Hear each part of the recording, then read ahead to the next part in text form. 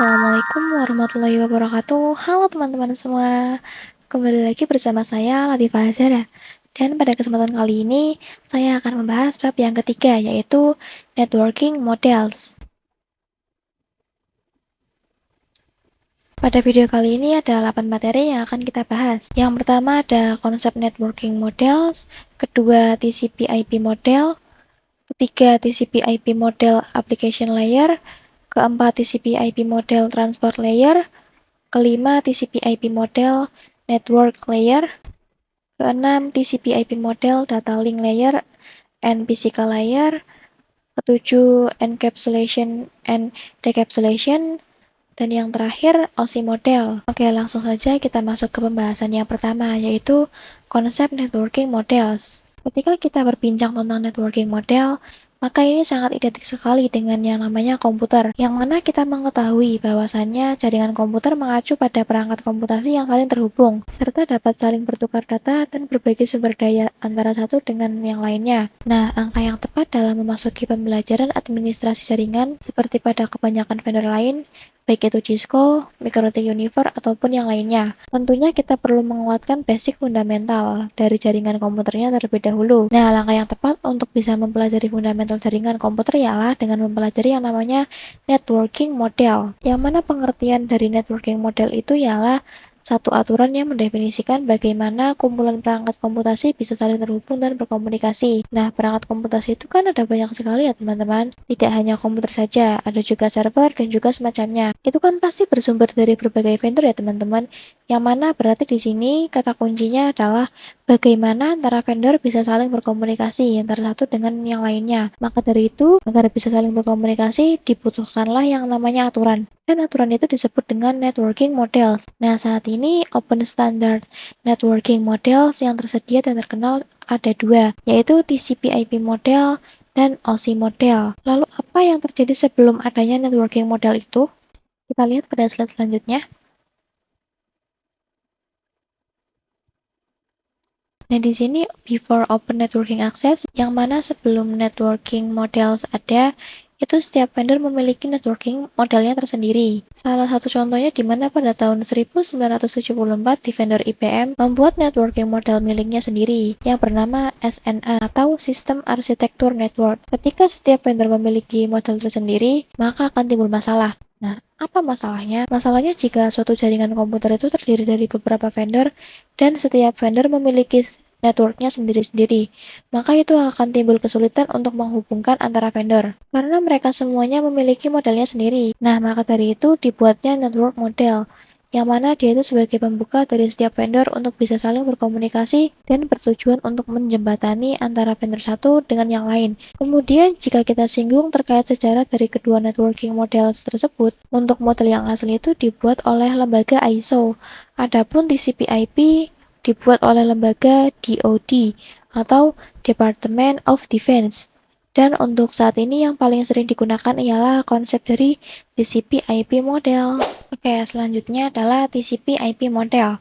Jadi TCP/IP ini mendefinisikan suatu protokol, yang mana ini bertujuan agar antara perangkat komutasi utamanya yang berbeda network itu bisa saling terhubung. Nah, untuk membantu memahami networking ini, maka setiap network itu dipecah menjadi beberapa bagian kecil yang disebut sebagai layer. Cara dokumentasi TCP/IP model terdiri dari 4 layers, namun penerapan dalam real network TCP/IP model lebih mudah untuk dibagi menjadi 5. TCP atau IP model merupakan jenis networking model yang saat ini sering digunakan.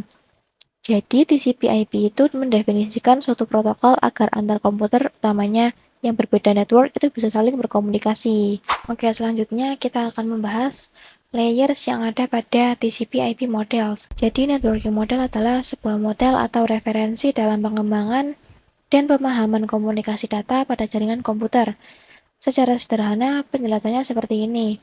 Jaringan komputer adalah sesuatu yang rumit dan kompleks, baik itu dari perangkat-perangkatnya, media penghubungnya, sampai pada aplikasi yang berjalan di dalamnya. Dan perangkat-perangkat tersebut biasanya diproduksi oleh vendor yang berbeda-beda, seperti router board, ada yang diproduksi oleh Microtik dan Cisco. Kemudian web browser juga ada yang dibuat oleh Google atau Mozilla, dan lain sebagainya. Dari hal-hal tersebut, Disinilah fungsi networking modelnya, yang mana perannya adalah untuk memisahkan fungsi-fungsi jaringan komputer tersebut. Nah, bagaimana caranya? Caranya adalah dengan membuat beberapa lapisan fisik hingga non-fisiknya. Pada setiap lapisan terdapat kumpulan-kumpulan aturan yang harus diikuti oleh setiap komponen agar dapat saling berkomunikasi dengan komponen yang lainnya. Dengan demikian, dapat kita sederhanakan bahwa tujuan dibuatnya networking model adalah sebagai aturan-aturan yang harus diikuti oleh pembuat perangkat atau vendor. Nah, di sini kita bisa lihat perbedaan yang menggunakan networking model dan yang tidak menggunakan networking model. Bisa kalian lihat di sini networking model yang digunakan oleh website ini adalah opsi model yang terdiri dari 7 layer. Dan misalkan kita lihat dari kedua contoh ini, dapat dilihat bahwa yang tidak menggunakan networking model, dia terlihat sangat tidak beraturan ya, atau di sini acak-acakan. Oke, langsung saja di sini kita akan membahas layers-layers yang ada pada TCP/IP model. Nah, yang pertama di sini ada application layer, yang mana application layer berfungsi sebagai alat penghubung antar muka dengan aplikasi, mengatur bagaimana aplikasi dapat mengakses jaringan, dan kemudian membuat pesan-pesan berskala. Di antara contoh service dari application layer itu seperti HTTP, POP3, SMTP, IMAP, SEC, dan sebagainya. Sebagai contoh, saya akan mengambil yang HTTP. Kalian bisa perhatikan gambar topologi di sini ya. HTTP itu digunakan ketika kita mengakses suatu web server. Misalkan ketika klien merequest website, nantinya web server ini akan memberikan jawaban dari request kliennya, yang mana ini terdiri dari HTTP header, dan kemudian ini adalah data-data dari hasil inputnya. Oke, selanjutnya kita akan membahas yang transport layer. Jadi, fungsi dari transport layer adalah menyajikan atau memberikan service ke application layer, yaitu sebagai transfer data. Untuk transport layer terdapat dua protokol yang sering digunakan, yaitu TCP dan UDP. Perbedaan dari TCP dan UDP bisa kalian lihat di sini. Atau untuk yang lebih jelasnya, kalian bisa searching saja di browser. Nah, di sini untuk fungsi dari transport layer, kan kita sudah mengetahui ya bahwasanya adalah untuk menyajikan atau memberikan service ke application layer. Nah, salah satu service tersebut yang disediakan oleh transport layer.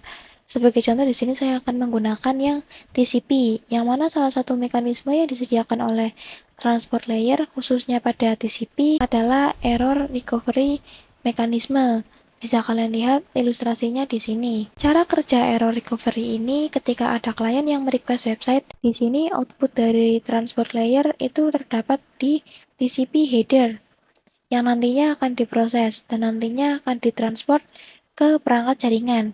Yaitu di sini ada pada layer ketiga. Nah, masalahnya adalah bisa saja respon yang diberikan oleh website.com itu terdapat error.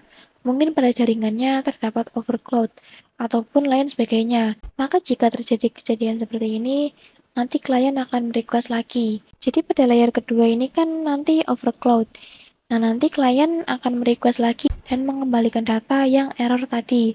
Sedangkan UDP dia tidak akan peduli teman-teman. Jadi nanti dia akan melakukan request lagi ke web server. Terus nanti web server akan reply dengan HTTP header dan juga UDP header.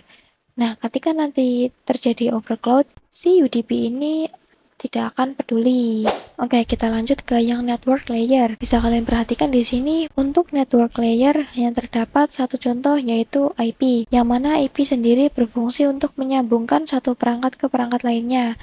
Dan IP menyediakan dua fitur yang sangat penting, yaitu addressing dan routing, yang mana ini berfungsi untuk menangani konektivitas dan pemilihan jalur. Oke, kita bahas addressing terlebih dahulu ya. Jadi kalau yang addressing itu IP address-nya itu sendiri, yaitu memberikan nama pada perangkat di jaringan komputernya. Karena setiap perangkat jaringan membutuhkan alamat unik di jaringannya. Nah, jenis IP address sendiri itu ada dua, yaitu IPv4 dan IPv6, yang mana untuk versi 4 terdiri dari 4 logit, yang terdiri dari 32 bit. Sedangkan untuk IPv6 itu dia logitnya terdiri dari 6 dan juga terdiri dari 128 bit. Di sini kita bisa mengambil contoh untuk yang addressing. Jadi misalkan suatu perangkat memiliki IP 192.168.1.1 dan perangkat lainnya memiliki IP 192.168.1.2. Selama mereka memiliki nama, maka jika keduanya ingin berkomunikasi, tinggal ditujukan saja alamat IP-nya. Kemudian untuk yang routing, jadi routing adalah salah satu fitur yang disediakan pada IP di bagian network layer yang bekerja layaknya kantor pos, yaitu mencari rute tercepat untuk sampai tujuannya. Bisa kalian perhatikan di sini untuk contohnya. Nah, routing ini jika kita ingin mengirimkan paket untuk A dan B, itu kan pasti kita akan mencari kantor pos yang terdekat. Dan nanti dari kantor pos terdekat, kita akan difilter rute tercepat mana yang bisa mencapai alamat yang dituju dengan cepat. Oke, selanjutnya kita akan membahas dua layer sekaligus ya teman-teman, yaitu data link layer and physical layer. Data link layer mendefinisikan protokol yang dibutuhkan pada physical layer. Kemudian salah satu fitur pada data link layer ialah FCS atau Frame Check Sequence, yaitu Error Detection Mechanism yang mendeteksi error tanpa recovery, dan addressing yang digunakan pada data link layer adalah MAC address. Sedangkan physical layer mendefinisikan Jabbling pada suatu jaringan komputer atau mendefinisikan secara fisik apa yang digunakan untuk menghubungkan antar device-nya.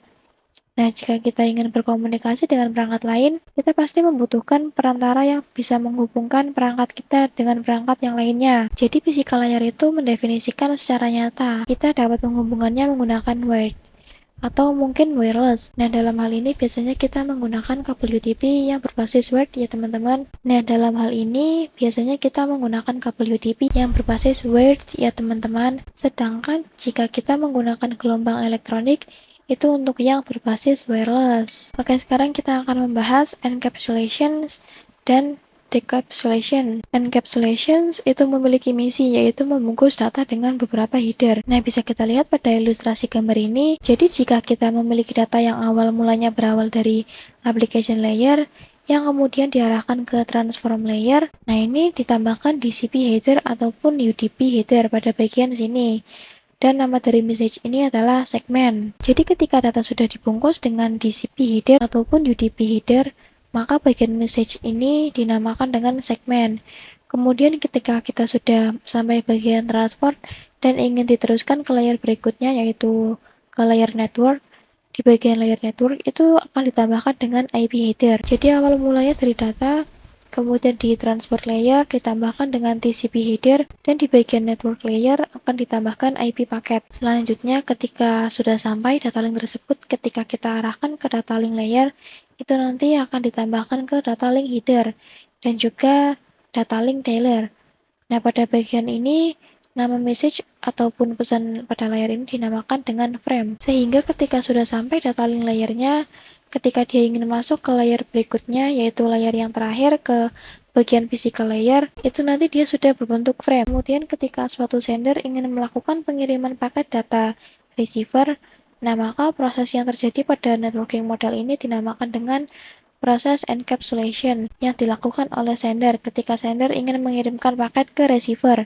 Maka ketika sudah sampai ke physical layer atau sudah sampai ke receiver, yang mana nanti pada proses receiver ini akan dilakukan proses decapsulation. Jadi decapsulation itu artinya perubahan agar menjadi data lagi. Jadi pas sampai di data link berbentuk seperti ini, nanti pas sudah sampai ke network layer, itu nanti data link header dan data link tailor-nya akan dihapus sampai ke arah transport layer.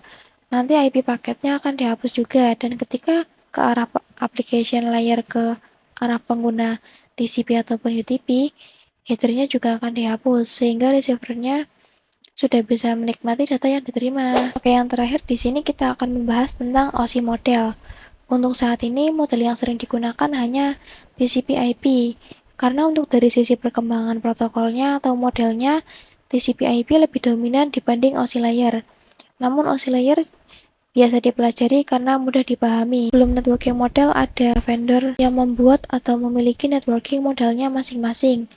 Nah, karena setiap vendor memiliki networking model yang berbeda-beda, maka komunikasi antar vendor sulit dilakukan. Jadi usaha untuk membangun suatu jaringan komputer sangat besar. Banyaknya vendor tadi itu bagaimana upaya agar tetap bisa berkomunikasi dengan baik antara vendor satu dengan vendor yang lainnya. Karena itu dibuatlah sebuah model atau sebuah standar atau spesifikasi minimum oleh ISO atau International Organization for Standardization. pada tahun 1984, yaitu dengan nama OSI atau Open System Interconnection, atau bisa juga disebut OSI 7 Layer Model. Oke, sekian pembahasan saya pada bab yang ketiga ini. Mohon maaf apabila saat memberikan penjelasan di video saya ini ada salah kata atau ada kalimat yang kurang jelas. Jikalau ada kalimat yang kurang jelas, teman-teman bisa tanyakan di kolom komentar. Wassalamualaikum warahmatullahi wabarakatuh.